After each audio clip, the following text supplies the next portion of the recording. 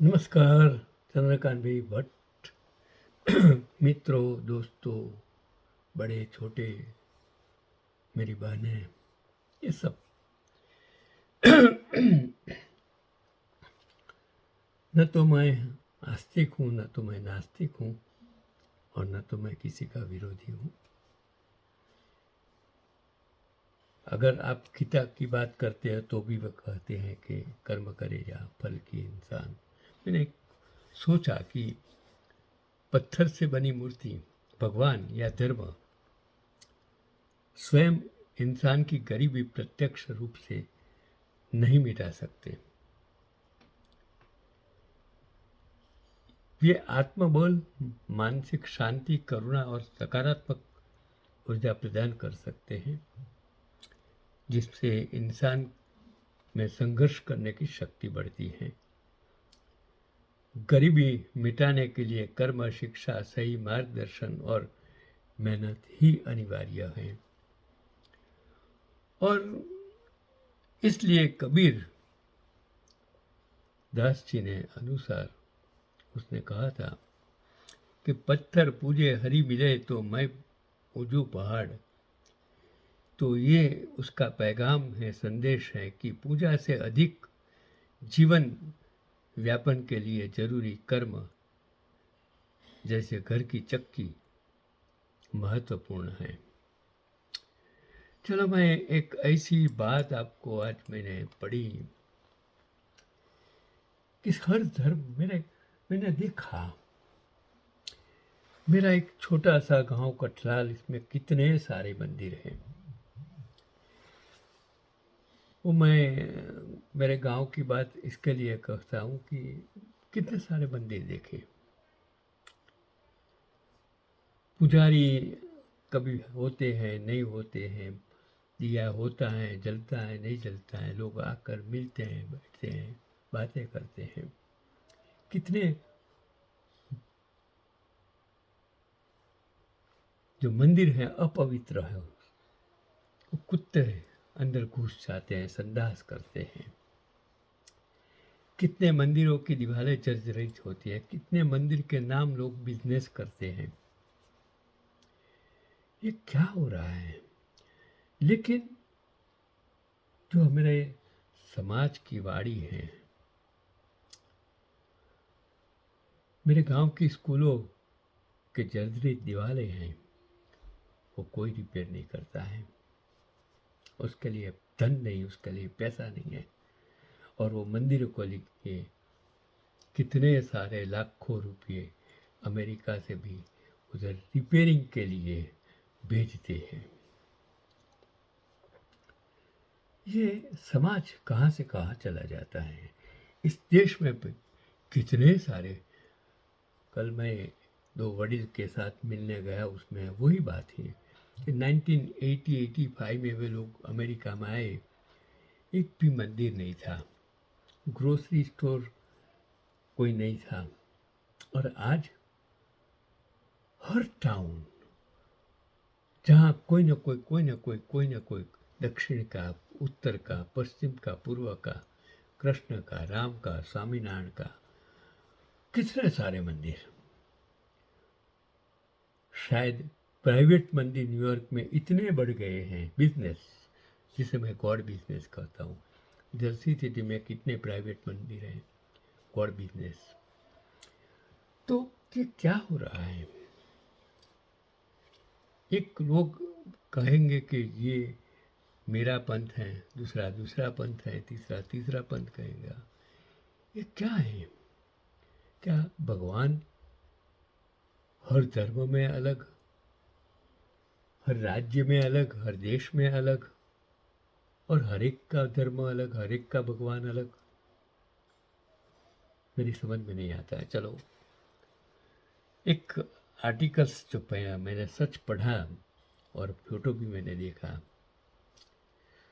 सनातन धर्म को बुद्ध धर्म ने ख़त्म कर दिया, मुगलों ने, क्या ब्रिटिशरों ने नहीं ख़त्म किया, और वो बौद्ध धर्म भारत में से अदृश्य हो गया।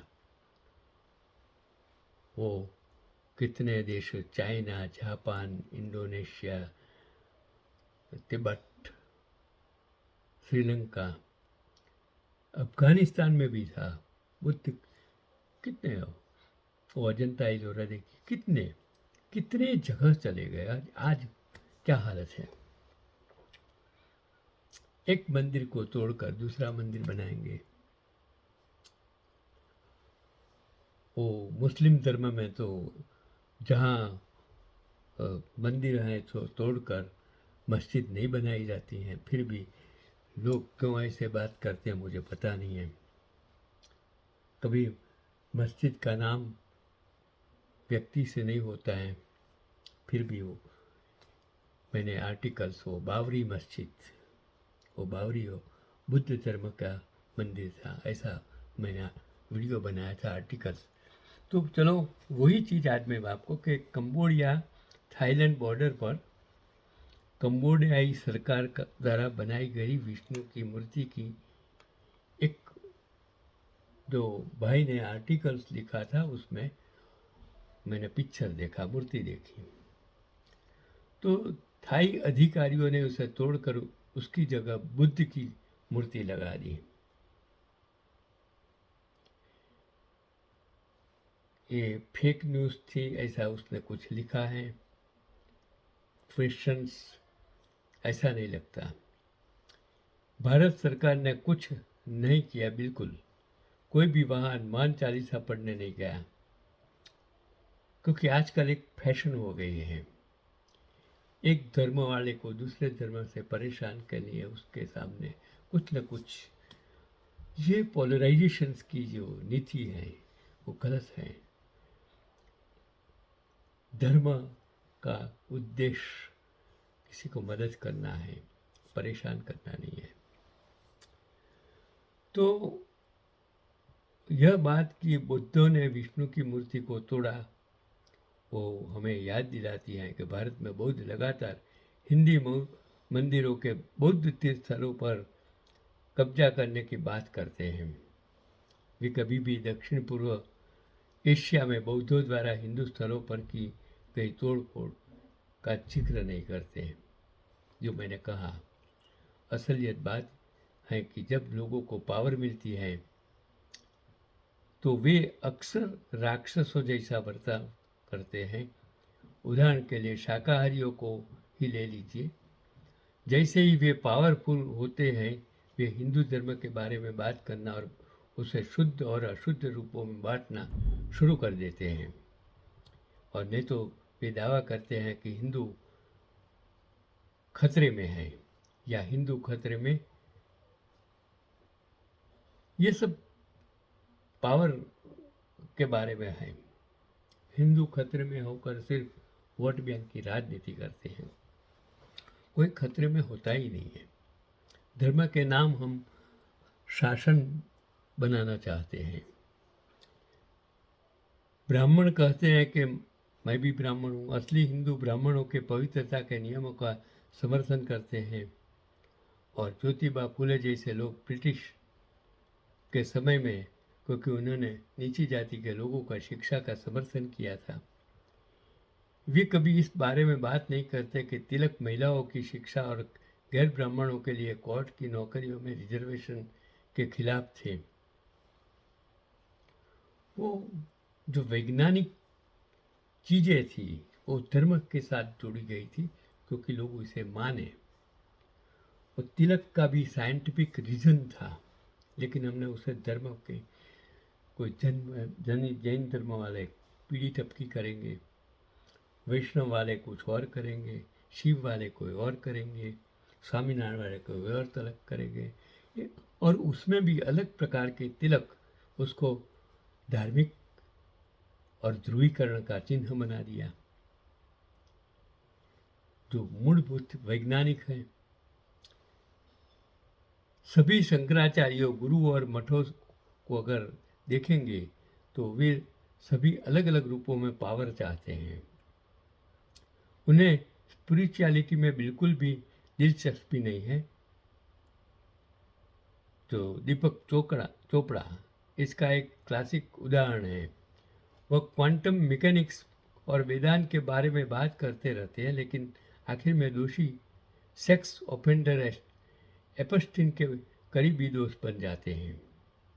बेशक जो लोग एपस्टीन की फाइल और युवा लड़कियों के साथ हुए भयानक घटनाओं पर चर्चा करते हैं, वे इस्लामिक देशों में फैले पीडोफिलिया के बारे में कभी बात नहीं करते, क्योंकि लेफ्ट विंग सिर्फ कैपिटलिज्म पर हमला करना चाहते हैं और इस्लाम के कट्टरपंथी नेचर पर नहीं। कोई धर्म कट्टरपंथी होता नहीं है, लेकिन वो सोच कट्टरपंथी बना लेते हैं और उसी की वजह से वो धर्म बदनाम होते हैं। इस्लाम धर्म मानने वाले सभी मुस्लिम कट्टरपंथी नहीं होते हैं। हिंदू धर्म मानने वाले सभी लोग कट्टरपंथी नहीं होते हैं, सोच कट्टरपंथी होती है। कोई पक्ष में गलत लोग आ जाने से पक्ष गलत नहीं होता है, उसकी विचारधारा गलत नहीं है, बल्कि उसको पक्ष में आकर उसको बदनाम कर देते हैं। क्योंकि जो पक्ष में मुखिया होते हैं वो भ्रष्टाचार करेंगे, गलत रास्ते के से पावर ब्रोकर बन जाएंगे, तो वो लोकशाही के लिए तो प्योर सनातनियों की तरह फेमिनिज्म और गे राइट्स को ख़त्म करना चाहते हैं।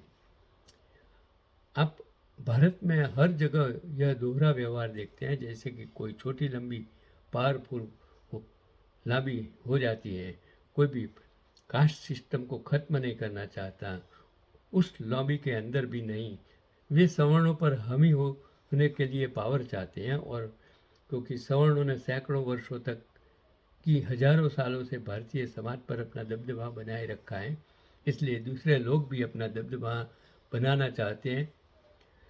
चाल यह है कि दबदबा बनाया जाए, कोई भी बराबरी नहीं चाहता। गैर बराबरी को बुरा कहना सिर्फ पावर और पैसा हड़पने की एक चाल है। और देखिए लोग कैसे दावा करते हैं कि हिंदू धर्म खतरे में है और इसलिए सभी बिजनेस कॉन्टैक्ट शाकाहारी लॉबी को मिलने चाहिए, जिससे यह पक्का हो सके कि सारा बिजनेस सिर्फ शाकाहारी बिजनेसमैन को मिले।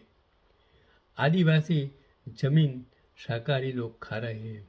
आदिवासियों को हनुमान चालीसा पढ़ाई जाती है क्योंकि उन्हें हनुमान के बराबर माना जाता है, जबकि ब्राह्मण खुद को राम से जोड़ते हैं। भले ही राम ने ब्राह्मण को योद्धा ऋषि परशुराम को हराया था, राम को ब्राह्मणों के तरीकों का रक्षक कहा जाता है।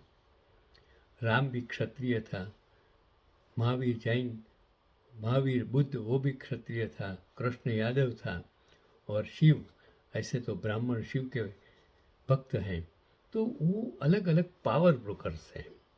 यह साफ है कि रामायण में भी आज लोग राम के बारे में बात करते हैं तो हनुमान को हमेशा गुलाम जातियों सबाल्टर्न लोगों से जोड़ा जाता है, जबकि एलिट लोग राम से जुड़ना चाहते हैं। कई मामलों में एलिट लोग सुपरनखा और रावण की तरह बनना चाहते हैं, वे उनकी तरह बनना चाहते हैं और सहमति का अनादर करते हैं। और मुसलमान पर्दा और अकेलेपन में विश्वास रखते हैं। जब मुसलमान भारत आए तो भारतीय महिलाओं को खुद को ढकना, छिपना और अंगों में बंद करना पड़ता था। अब सात्विक सनातनियों द्वारा हनुमान चालीसा का जाप करते हुए उन्हें बाहर आने की अनुमति नहीं है। इस प्रकार हम देखते हैं कि कोई भी बेहतर समाज नहीं बनाना चाहता है, वे एक ऐसा समाज बनाना चाहते हैं जहाँ वे शीर्ष पर हो, नियंत्रण में हो, और आप इसे शाकाहारी हिंदुओं, बौद्धों, जैनियों, मुसलमानों और ईसाइयों के साथ, यहाँ तक कि सेक्युलर और वामपंथी लोगों के साथ भी देखते हैं। तो मेरा कहने का ये आर्टिकल्स आपको इसलिए समर्पित हैं कि आप शिक्षा, स्वास्थ्य, गरीबाई, बेरोजगारी, लोगों की ज़रूरियात के बारे में सोचिए। ये धर्म की आड़ में सत्ता और आधिपत्य स्थापने वाले के लोगों को आप आपकी सोच से निकाल दीजिए, तब भारत और दुनिया आगे बढ़ेगी, लोकशाही बच सकेगी, बाकी नहीं बच सकेगी। यही आज का